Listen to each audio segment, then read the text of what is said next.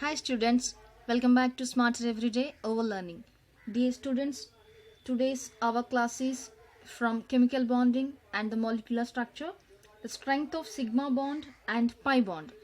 Dear students, previously in our classes about types of covalent bonds, I explained to you in sigma and pi bonds, and coordinate covalent bond, that is about day2 bond also I explained to you. And those who did not see those classes, I'll give that link in the description box. You can go through the classes. Let's start out today's session, students. About sigma bond and pi bond, you have to know about these two bonds. First of all, definitions we can recall that. Sigma bond, in between two atoms, the overlapping in between two atoms, that is head-on overlap. Sigma bond is formed between the two atoms by the overlap of their atomic orbitals along the internuclear axis, head-on or end-to-end overlap. That is sigma bond, students. I told you in that types also I explained to you in our previous class, that is SS overlapping, SP overlapping, and last one PP overlapping also we have discussed. And students, about pi bond, that is the definition. Let's see. Pi bond is formed by lateral or else sideways of overlapping of p orbitals, that is by overlapping of p orbitals in a direction at right angles to the internuclear axis. The diagram should be that is in sideway overlapping. How the overlapping takes place, I explained to you with some examples basing upon, in case of oxygen atom, the overlapping should be like this, p orbital side wave overlapping, like this diagram. With this representation explained to you, students. Let's start out today's session. How can we say the strength of the bond, the strength of the sigma and pi bond? The strength of a bond depends upon the extent of overlapping. Since in the formation of sigma bond, overlapping is along the internuclear axis, therefore there is considerable overlapping. Hence, the sigma bond is strong bond. Okay, students. And coming to pi bond is sideway overlapping takes place, which is only to a small extent. Hence, pi bond is weak bond when compared to the sigma bond. Why? Because these two orbitals are overlapping, sideway overlapping, so that it is weak bond. Let's see, students. Symmetry of a sigma and pi electron cloud.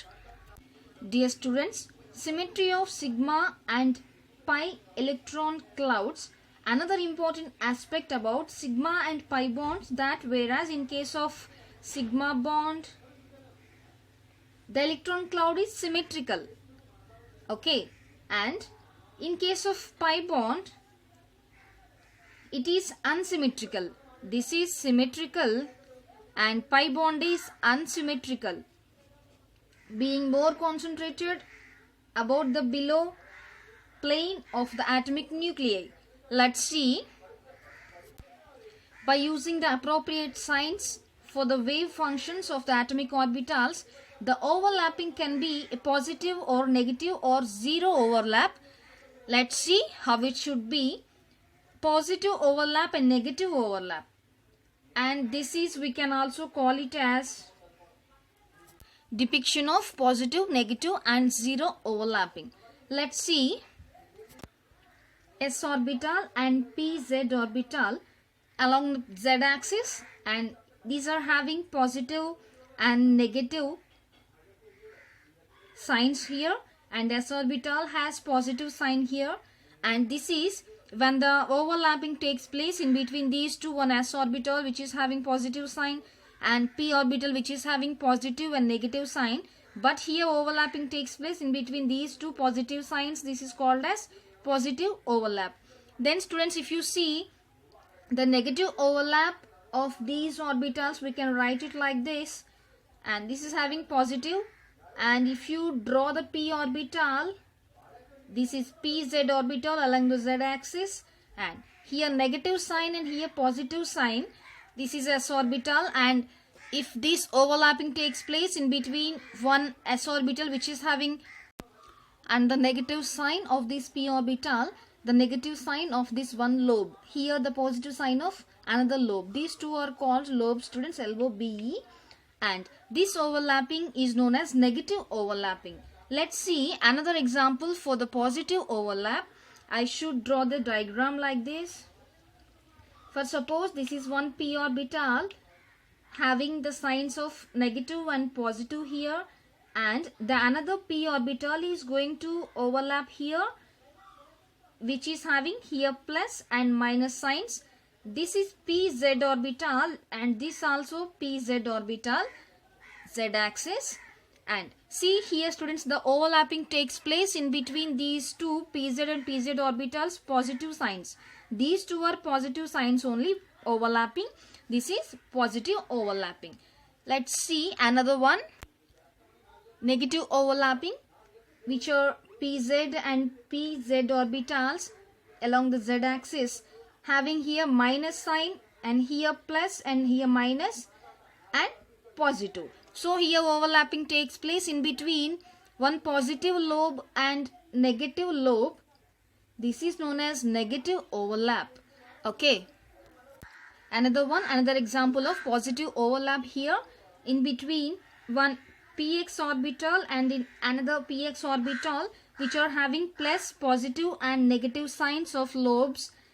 Here the overlapping takes place in between these positive signs and negative signs. So this also we can call it as positive overlap. And let's see another one which are having the negative signs like this. The orbital should be like this, the diagram, and the signs are here positive and negative, negative and positive. Here also overlapping takes place in between these two orbitals, which are having different signs here, positive and negative. And this is also px orbital. This type of overlapping we can call it as negative overlapping. You can see the orbitals which are having on axis y, those are py orbital. The lobe should be like these students, and which are having plus and plus. And if these two orbitals are overlapping here minus sign, okay, and this is known as positive overlap. And students, next one, py and py, which are having the signs of positive and negative here, negative, and here minus, here plus. If the overlapping takes place in between these two, one positive charge and negative, that means sign, positive sign and negative sign of lobes, this overlapping minus and plus, and this is also called as negative overlap. Okay, let's see about the zero overlapping. Now students, I am saying about here always positive sign and negative sign. What about these signs means? Here positive sign mean there is one wave displacement in upward direction. Okay, like this wave is there, no? That's for that displacement, positive displacement of upward direction, that is, for that we can represent the sign plus positive sign. And negative sign means downward displacement, that is the movement of the wave downward. So like these are all that we can represent with minus negative sign. That is about these lobes. And for signs for the wave function of the atomic orbitals, the overlap can be positive, negative or zero. Let's see about zero overlapping. If I take the p orbital of px axis, this is s orbital, or if we take py also, the representation should be like this only, which is having positive sign and negative sign. Always s orbital has positive sign.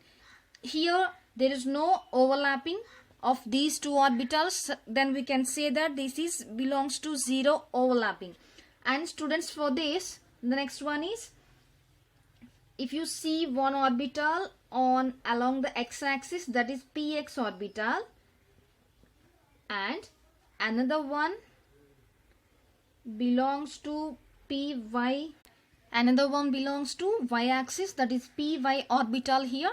Here we can take the z-axis, and these which are having positive sign and positive, negative sign and negative sign. Here also there is no overlapping takes place. Then we can say that this is belongs to zero overlapping. Okay students, this is about the depiction of positive, negative and zero overlapping.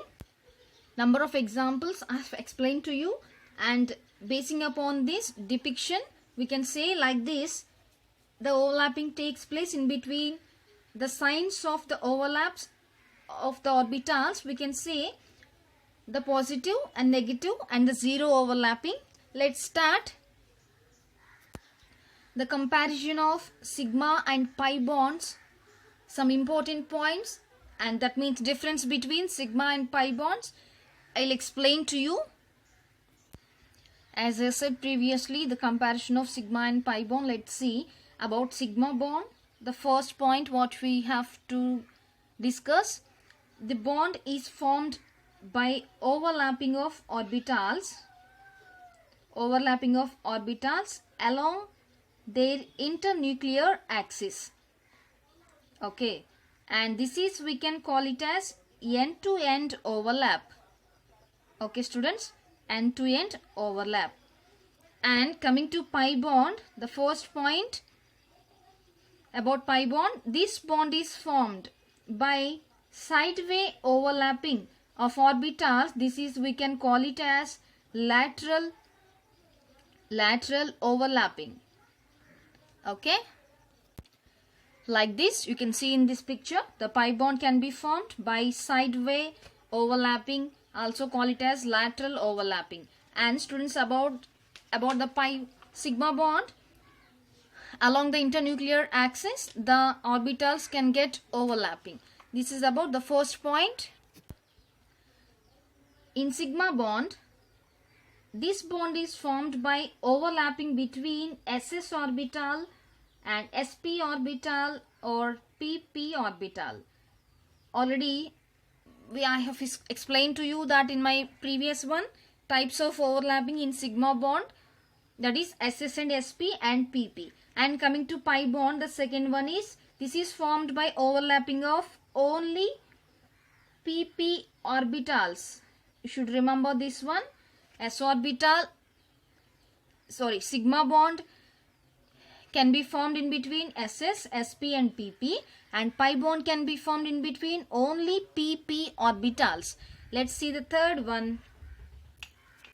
In between sigma bond and pi bond, overlapping is quite large, and hence sigma bond is very strong bond. Okay, and here the third one, overlapping is to a small extent, then hence the pi bond is weak bond. Okay students, it is in small extent, so that this bond is weak bond and sigma bond is strong bond. In sigma bond, electron cloud in this case is symmetrical about the line joining the two nuclei. And students, coming to pi bond, electron cloud of pi bond, electron cloud is unsymmetrical here. This is the important point.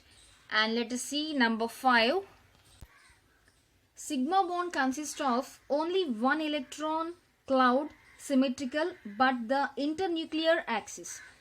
That means one electron cloud symmetrical about the sigma bond consists of only one electron cloud symmetrical about the internuclear axis, like this, along the internuclear axis. And here pi bond consists of two electron clouds, one above the plane of the atomic nuclei and another one below it. Okay students, and next one, let's see number 6. 6 point, free rotation about a sigma bond is possible. Free rotation is possible. Okay, free rotation of a sigma bond is possible, and Coming to pi bond, here free rotation about pi bond is not possible. Not possible because on rotation overlapping vanishes and so the bonds breaks.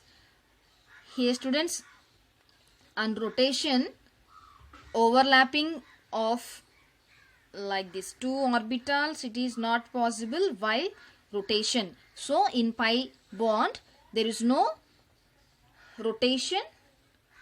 Okay students, this is about the differences between sigma bond and pi bond. This is comparison of sigma bond and pi bond. Okay, and you can understand this topic. Let's recall what we have learned in this topic today's session about overlapping positive and negative overlapping types. I have explained to you by taking some examples here, and differences between sigma and pi bond. Okay students, thanks for watching. If you like this video, if you understand this video, if you're watching this class first time, you can subscribe to this channel, and what are the classes I have been explaining from the starting, you can see those all, everything I'll give in the description box. You can go through them. Okay students, have a nice day. Thanks for watching.